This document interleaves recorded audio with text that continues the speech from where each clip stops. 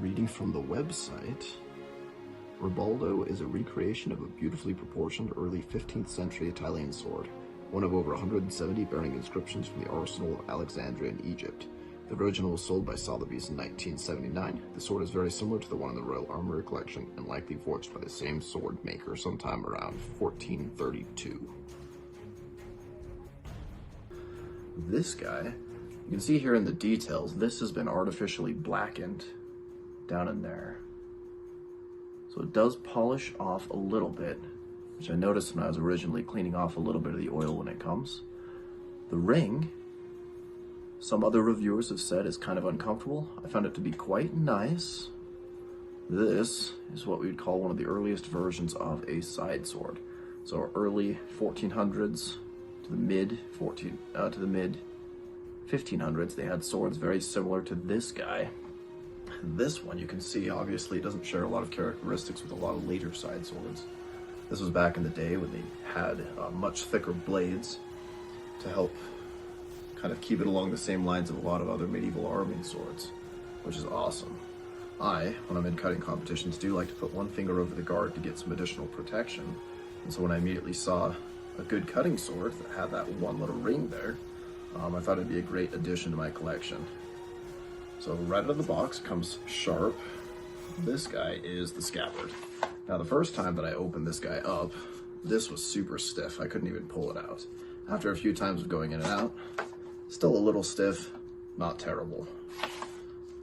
Scabbard right here, this guy, bronze shape. Not the highest quality scabbard in the world.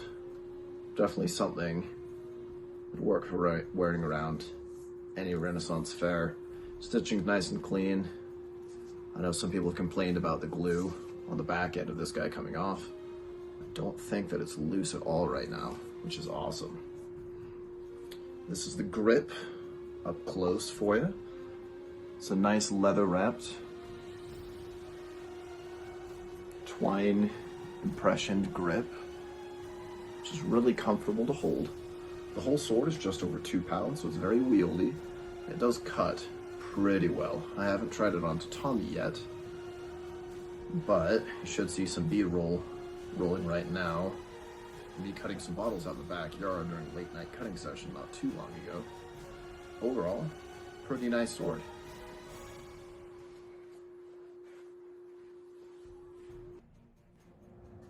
Just give you a quick look. Right there.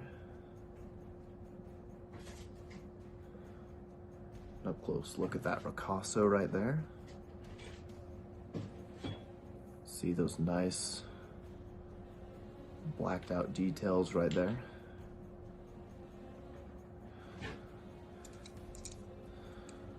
Want my calipers. Ricasso, we are looking at